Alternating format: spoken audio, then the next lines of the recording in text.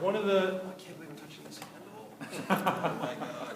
So one of the things you'll see about newcomers to the sport in the gym when you watch them, they don't know what they do.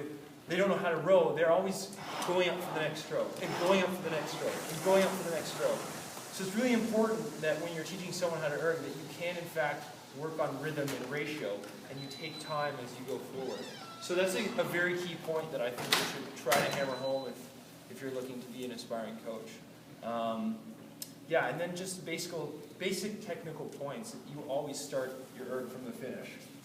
And the first movement is going to be the hands away, followed by the swing over, and then you hold this body position as you go up to the catch.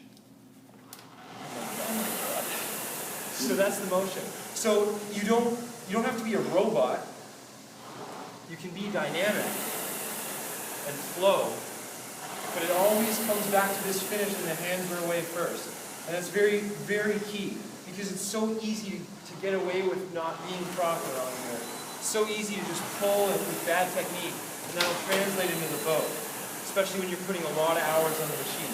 So always just make sure the hands are away, and you swing over. And then from there, you can focus on that first point that I was talking about, is taking the time over the toe. You're not going to get it. You're going to get it. You'll spin out of control. You'll be dead in like 2 minutes.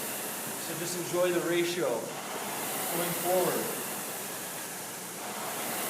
It's always fun to play with the rates on the erg. You can see what kind of numbers you can get at rate 16, rate 14. You can jump up a little higher, but always maintaining the ratio.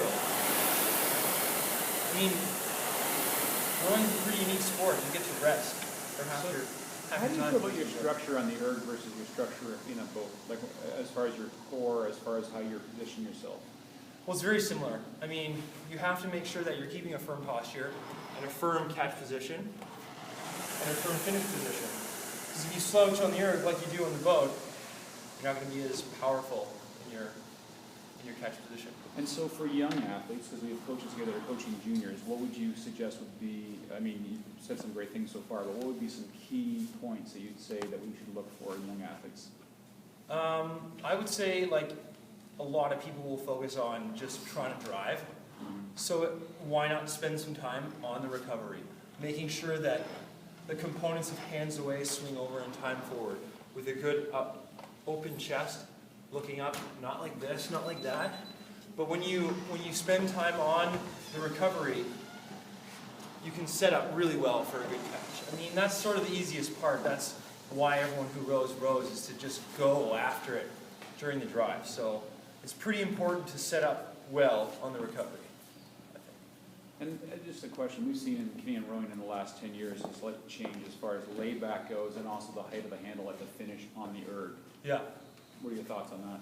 Well, it sort of comes down to how the individual feels. But again, on the erg, you're always, when the chain's moving, you're always applying power, so you're going to get a better number. So if you're rowing at a rate 12 in the erg and you're trying to get the splits down, you'll see guys just like way back there trying to really reef on it. I mean, again... What if you're trying to coach young kids? You're trying to coach young kids.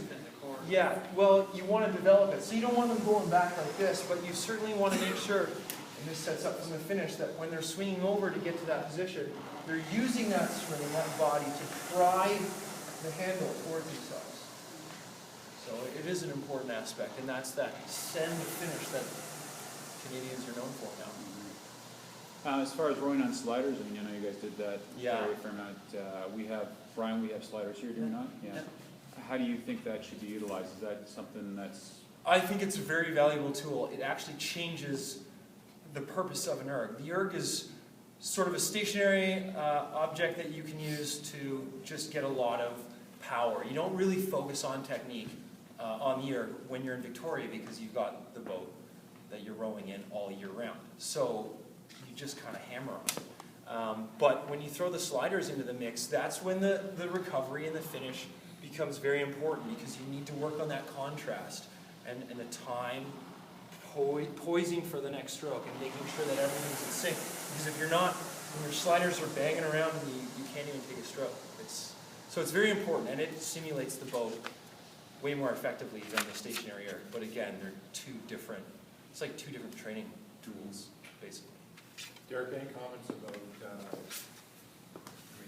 power, rate, and length of rows and things like that? Obviously, Yeah, as absolutely. As an elite athlete, you're in a different category, but Yeah, well, I'll the bring you. distribution over your training program. Yeah, I'll bring you back to what I did as a novice athlete at McGill. I mean, I didn't know really what I was doing, but what worked for me, and I had feedback from some Olympic coaches like Henry Herring, who was at McGill. Anyways, what I would do is the range of rate 20 to 22 around that area, that's where you're going to want to do the bulk of your training.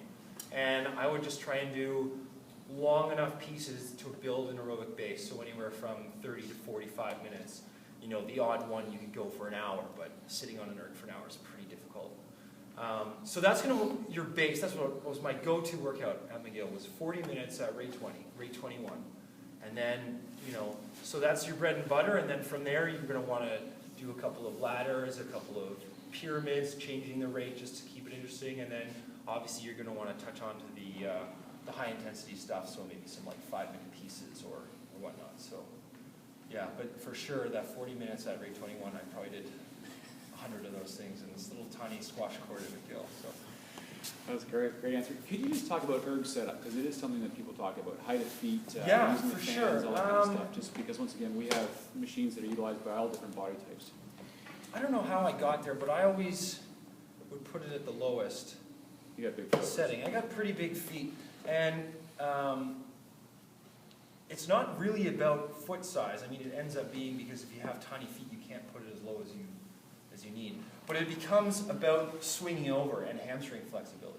So one of the first things we always do when we get on the erg is a little bit of a warm-up, and we always stretch out the hamstrings. And you just sort of hold this position and really try and get that stretch. And so for people who are less flexible, they can't really swing over, so they would need to adjust the feet accordingly to get themselves into a pretty powerful position at the catch. And so that's where the footplate height is derived, just where you can be in a comfortable, powerful position.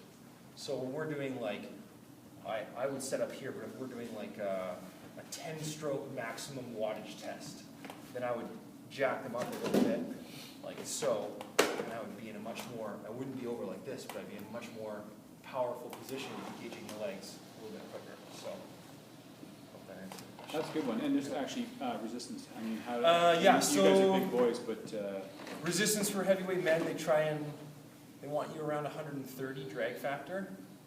So that's pretty standard. It's always right around in the middle.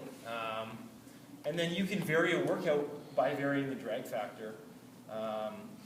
Getting a light spin. So there was a guy who rode in the center who would always sit in bow seat.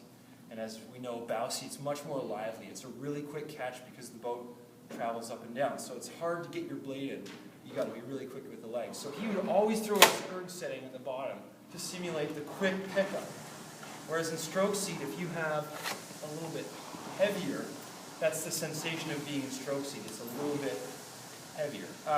But to get back to your question, most people would just stay at the standard 130 because that's where the RCA official testing drag factor needs to be set at. So, great. yeah, and then from there, heavyweight women are 120, lightweight men are 110, and lightweight women are 100, I think. I don't know. 124. Any other questions? So do you want to just do a 2K right now and just rip it off, just so we can see? Oh my God. Derek, thank you very much for taking your time. Derek is living in Ottawa now and looking for a great career opportunity. So if anybody has need for an Olympian, he is around, and his contact information is easy to find. Derek, thank you very much for your time.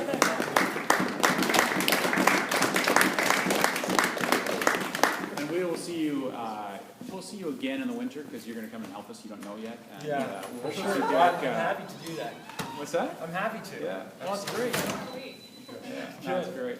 Yeah. So